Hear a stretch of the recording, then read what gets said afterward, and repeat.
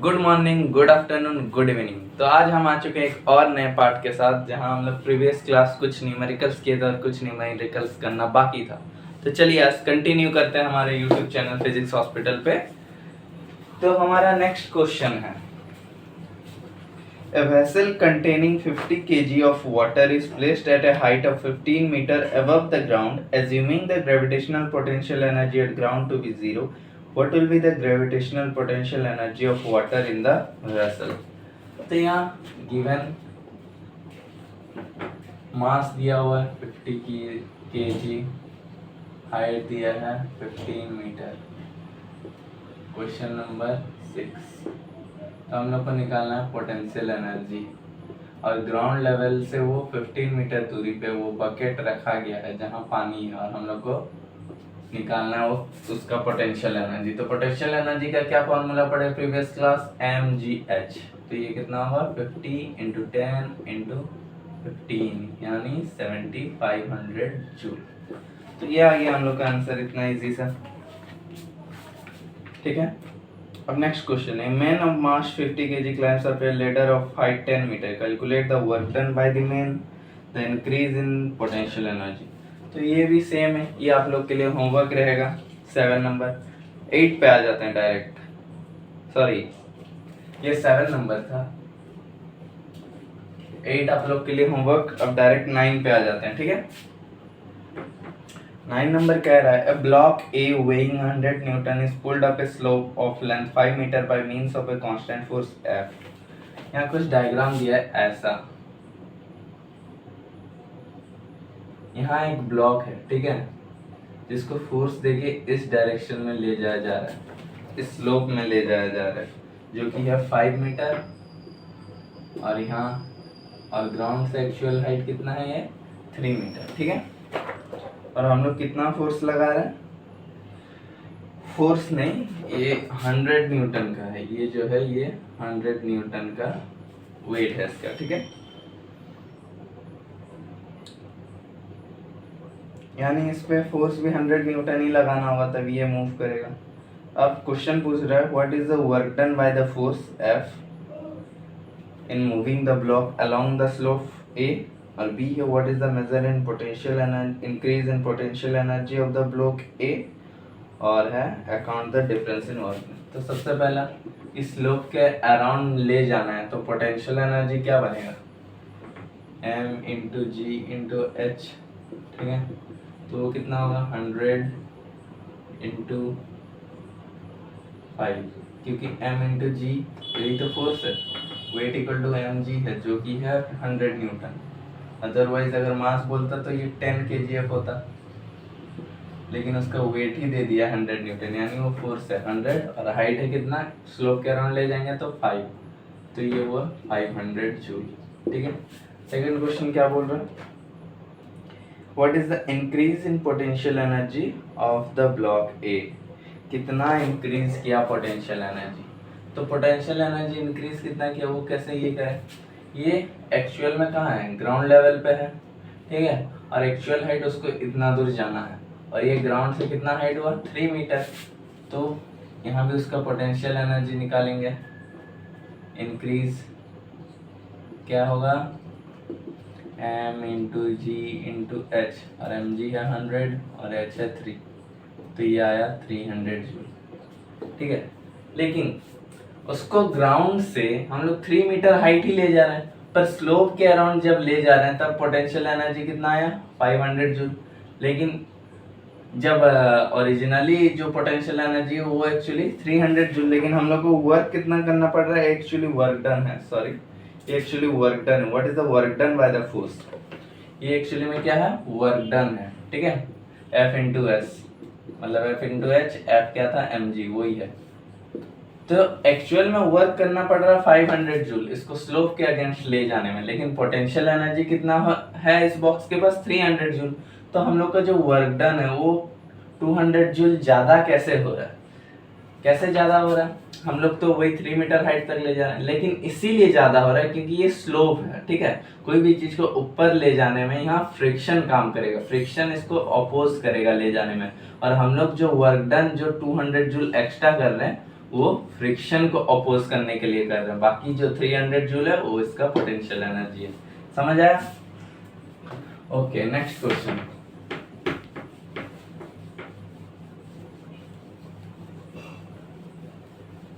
Next question क्या बता रहा है? Find the kinetic energy of a body of mass 1 kg moving with uniform velocity of 10 metre. ये कोई क्वेश्चन है? ये क्वेश्चन भी नहीं है यार, ये आप लोग इजीली कर सकते हो बिना देखे। m1 v10, m1 kg v 10 metre पर सेकेंड। बोल रहा काइनेटिक एनर्जी निकालो, इसका फॉर्मूला होता है हाफ एम वी स्क्वायर। तो ये क्या होगा? हाफ इंटू 1 इंटू 100, तो ये 50 और ये होगा 50 जूल। आंसर आ गया, ठीक है।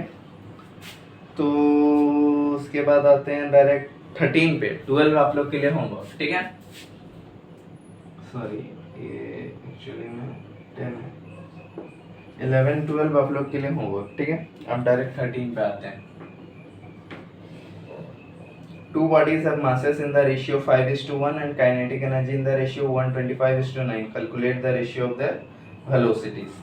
तो देखो, जो masses है m1 by m2 वो है 5/1, और जो काइनेटिक एनर्जी का रेशियो है, kinetic energy 1 by kinetic energy 2 वो है 125/9। तो क्या करेंगे? काइनेटिक एनर्जी का ये लिखते हैं, kinetic energy 1 by kinetic energy 2, जो कि क्या होता है? हाफ m1 v1 स्क्वायर, और यहाँ 2 के लिए हाफ m2 v2 स्क्वायर, ठीक है। हाफ हाफ कटा।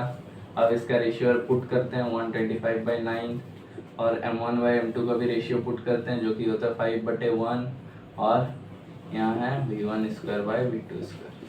अब इसको इधर भेजते हैं क्रॉस, तो क्या होगा? v1 by v2 equal to under root of 25/9, जो भी होगा फिर 5/3।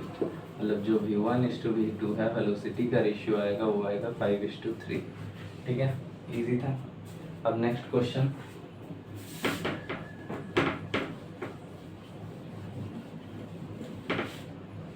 नेक्स्ट क्वेश्चन क्या बता रहा है? नेक्स्ट क्वेश्चन बता रहा है A car is running at a speed of 15 km/h while another similar car is moving at a speed of 45 km/h. Find the ratio of the kinetic energy. Same इसी की तरह होगा। काइनेटिक एनर्जी निकालने बोला है, रेशियो। अब मास तो same होगा, सेम बॉडी है, तो हाफ एम कट जाएगा, तो ये डायरेक्टली क्या आएगा? v1 square by v2 square, ठीक है। अब या तो इसे मीटर पर सेकंड में चेंज करके करो, या डायरेक्ट ऐसे ही करो, कोई दिक्कत नहीं होता। 15 का स्क्वायर बाय 45 का स्क्वायर। 15 का स्क्वायर क्या होता है? 225, और 45 का स्क्वायर 2025, ठीक है। तो ये रेशियो आएगा, देख लेना, 1:9 का, ठीक है। Kinetic energy 1 by kinetic energy 2 1:9 आएगा। अब 15 नंबर पे आ जाते हैं। 15 number, A ball of mass 0.5 kg slows down from a speed of 5 meter to that of 3 meter. Calculate the change in the kinetic energy of the ball. तो देखो, जो v था v1 मान लो वो था 5 मीटर पर सेकेंड, और v2 कितना हुआ? 3 मीटर पर सेकेंड, ठीक है। चेंज हुआ उसका वेलोसिटी, और उसका मास कितना था? 0.5 kg। तो काइनेटिक एनर्जी में क्या होगा? इंक्रीज की डिक्रीज? वेलोसिटी डिक्रीज हो रहा है, तो काइनेटिक एनर्जी भी डिक्रीज होगा, क्योंकि वो वेलोसिटी के साथ डायरेक्टली प्रोपोर्शनल है। तो काइनेटिक एनर्जी में कितना डिक्रीज होगा? Half m v2 minus v1 का स्क्वायर, फाइनल माइनस इनिशियल का स्क्वायर, हाफ इंटू इसको भी हाफ कर देते हैं, और ये क्या हो जाएगा? यहाँ होल स्क्वायर नहीं, sorry, v2 square minus v1 square. तो ये क्या होगा? 25 माइनस 9, जो कि होगा 16, तो 2 हो जाएगा 4। तो काइनेटिक एनर्जी कितना? 4 जूल डिक्रीज किया, क्योंकि ये v2 स्क्वायर क्या होगा? 9 माइनस 15, ये माइनस 16 होगा। माइनस साइन क्या दिखा रहा है? डिक्रीज हो रहा है, ठीक है। अब नेक्स्ट क्वेश्चन क्या है? A cannonball of mass 500 gram is fired with a speed of 15 meter per second. Find its kinetic energy and its momentum. देखो अब 16 नंबर करते हैं, 16 नंबर करते हैं। क्या बोल रहा है? कैनन बॉल है, मास है 500 ग्राम, ओके, और जो स्पीड है वो है 15 मीटर पर सेकंड, 15 मीटर पर सेकंड। अब काइनेटिक एनर्जी निकालने बोल रहे हैं। Kinetic energy half m v square, half into gram में है तो उसे केजी में किए तो ये 1/2 kg, half kg into v square 225, तो ये आएगा 225/4 जो कि होगा 56.25 जूल। और नेक्स्ट है मोमेंटम जो कि m इंटू वी होता है। या तो आप काइनेटिक एनर्जी वाला फॉर्मूला लगा दीजिएगा √2m के, पर ये कुछ ज़्यादा ही बड़ा हो जाएगा, ठीक है, इसलिए m इंटू वी से कर रहे हैं। तो हाफ इंटू 15 तो ये होगा 7.5 kg मीटर पर सेकेंड, ठीक है, समझ आ गया होगा। अब नेक्स्ट, कोई दिक्कत नहीं है, बहुत इजी क्वेश्चन है, बस थोड़ा सा फार्मूला याद रखने का जरूरत है, ठीक है। अब नेक्स्ट क्वेश्चन क्या बता रहा है? ए truck weighing 1000 kgf changes its speed from 36 to 72 km/h in 2 minutes. Calculate the work done by the engine and its power. ठीक है, मास है 1000 kgf, इनिशियल वेलोसिटी है 72 km/h और फाइनल वेलोसिटी है 72 से 36 to 70, मतलब फाइनल वेलोसिटी है 72 और इनिशियल वेलोसिटी है 36 km/h, ठीक है। अब हम लोग को क्या निकालना है? हम लोग को निकालना है calculate the work done by the engine, कितना वर्क किया होगा इंजन, जब टाइम भी है 2 मिनट्स, ये जो वेलोसिटी चेंज होने में इसको 2 मिनट्स लगे। देखो वर्क डन इन बॉडी क्या होता है? इंक्रीज इन काइनेटिक एनर्जी, ठीक है, इंक्रीज इन काइनेटिक एनर्जी, ये इंक्रीज हुआ, ठीक है, 36 से 72 गया तो क्या लिखेंगे? Half m v2 square minus half m v1 square, initial final minus initial. अब इसे चेंज कर लो क्योंकि इतना बड़ा का स्क्वायर करने में दिक्कत आएगा, तो इसे मीटर पर सेकंड में ही कर लेते हैं। और मीटर पर सेकंड करने के लिए शॉर्टकट है, km/h से मीटर पर सेकंड करने के लिए इंटू 5/18 करना पड़ता है, ठीक है। तो 18 4 तो 5 4 20 मीटर पर सेकंड, और ये आएगा 36 इंटू 5/18 जो कि होगा 18 तो 10 मीटर पर सेकंड, ठीक है। अब इसका स्क्वायर कर लो, इसका स्क्वायर करना तो इजी है, हाफ इंटू मास है कितना 1000 kgf, और v2 का स्क्वायर क्या बनेगा 400 माइनस हाफ इंटू 1000 इंटू 100, ठीक है, 250 टू 200, ठीक है। तो ये क्या बनेगा 2 1 2 3 4 5 माइनस 5 1 2 3 4, ठीक है। 2 लाख माइनस 50,000, ये क्या हुआ 1,50,000, जिसे लिख सकते हैं हम लोग 1.5 इंटू 10⁵ जूल, ठीक है, 1.5 इंटू 10⁵ जूल, ठीक है। अब बोल रहा पावर निकालो, अब टाइम को सेकंड में चेंज करना पड़ेगा, तो 2 इंटू 60 120 सेकेंड, और पावर क्या होता है W/T, W क्या है 1.5 इंटू 10⁵ और टाइम है 120, ठीक है। इसे जब कैलकुलेट करेंगे तो ये आएगा 1.25 इंटू 10⁵ वाट, इसे आप लोग कर लीजिएगा डिवाइड, ठीक है, इजी था, समझ आया। अब next, body of mass 60 kg has momentum of 3000 kg metre पर second, calculate the kinetic energy and the speed of body, ठीक है।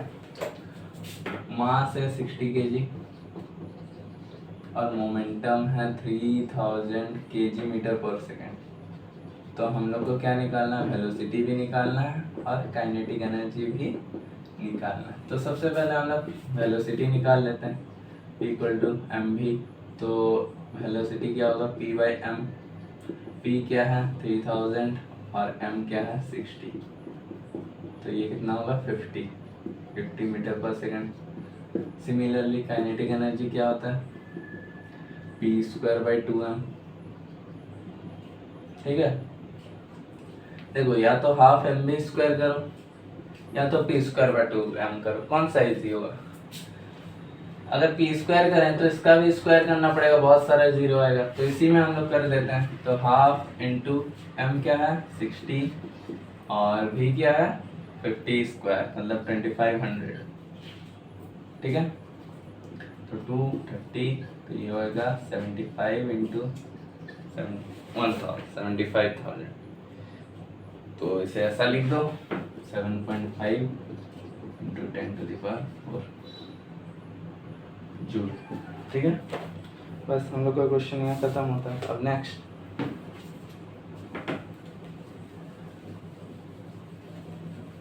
क्वेश्चन क्या है। नेक्स्ट क्वेश्चन है how much work is needed to be done on a ball of mass 50 gram to give it a momentum of 5 kg/s। तो ये आप लोग के लिए होमवर्क रहेगा, वही सेम उसी तरह से बनेगा। अब आते हैं 21 पे। ठीक है,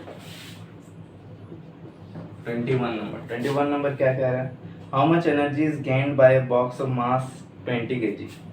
एक मास है, ये कितना एनर्जी गेन करेगा जब carrying the box waits for 5 minute for a बस।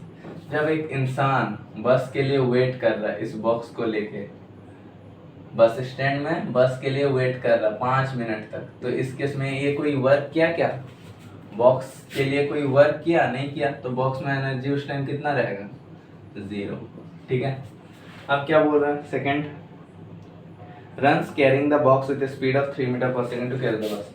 अब पता नहीं ये यहाँ रुका हुआ था पर बस पार हो गया, मतलब ये कुछ चाय पी रहा होगा। ठीक है, तो इसको बॉक्स लेके दौड़ना पड़ा 3 मीटर पर सेकंड का स्पीड से।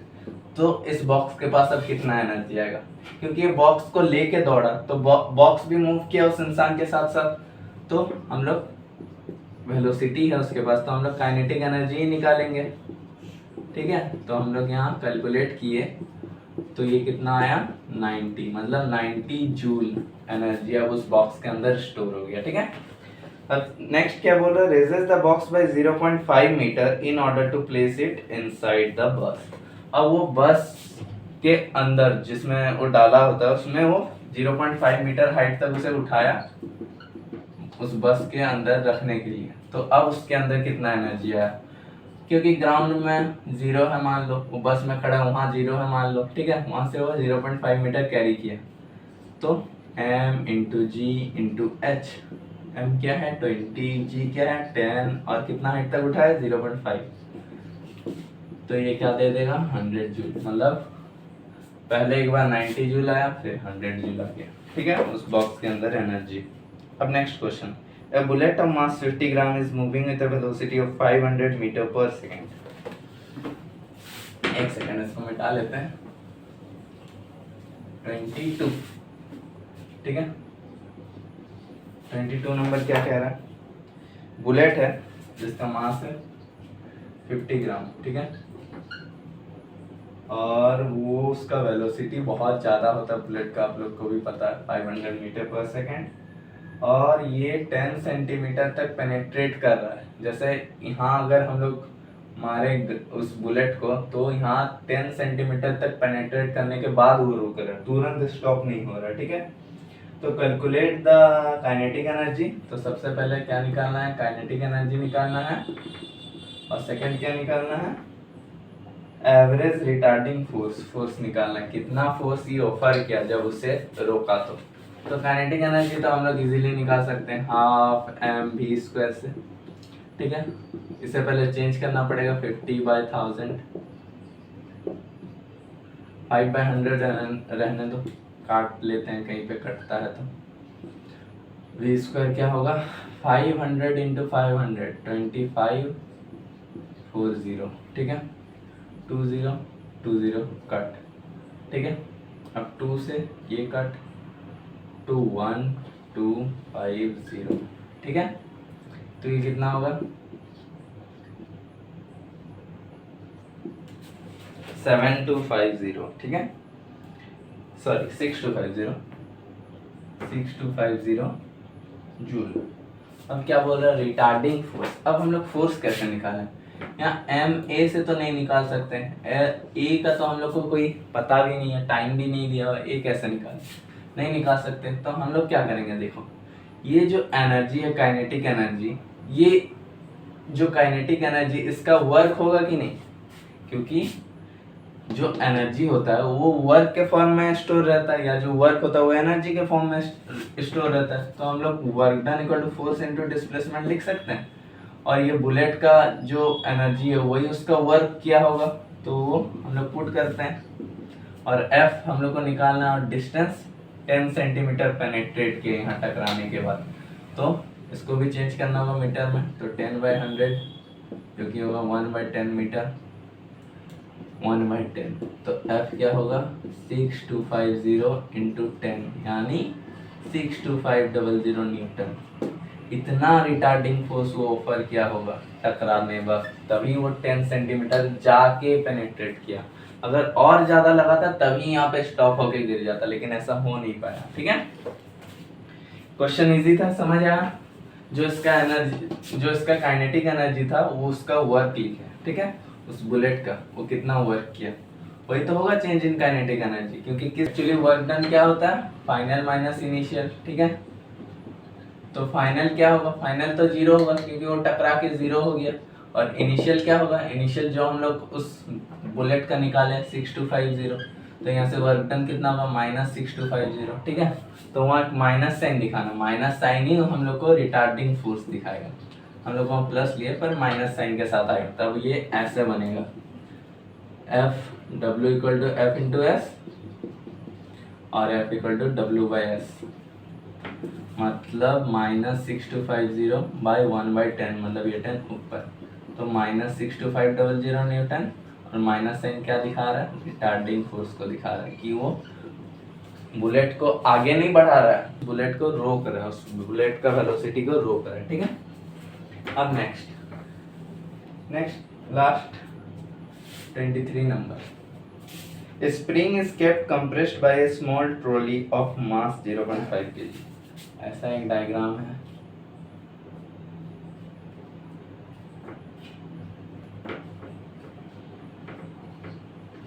ठीक है, ये ट्रॉली है। ठीक है, इसे कंप्रेस करके रखें, ठीक है, इसका वेट है कितना ट्रॉली का 0.5 kg, और वेलोसिटी 2 मीटर पर सेकंड। ये वेलोसिटी कहाँ से आया, जब इसे हम लोग कंप्रेस करके रखे थे, जैसे ही छोड़ दिए वो 2 मीटर पर सेकंड का स्पीड से भागने लगा। तो इस पे पोटेंशियल एनर्जी कितना था, what potential energy did the string possesses when compressed. जब इसे दबाए थे इस स्ट्रिंग में कितना पोटेंशियल एनर्जी स्टोर था, वो कैसे पता चलेगा, जब इसे छोड़े तो वो कितना काइनेटिक एनर्जी से गया, वही उसका पोटेंशियल एनर्जी होगा, क्योंकि एनर्जी कन्वर्ट होता है।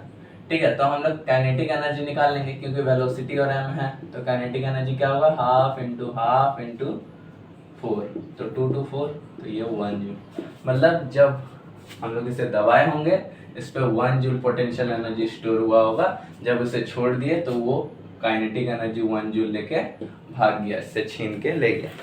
तो हम लोग का न्यूमेरिकल्स यहाँ खत्म होता है। तो आप लोग को सब न्यूमेरिकल समझ आ गया होगा। तो नेक्स्ट क्लास हम लोग फिर से मिलते हैं नेक्स्ट टॉपिक के साथ। तो आप लोग चैनल को सब्सक्राइब करिए, हमारे साथ बने रहिए फिजिक्स हॉस्पिटल पे, और इसी तरह हम लोग न्यूमेरिकल्स और समरी करते रहेंगे। Thank you.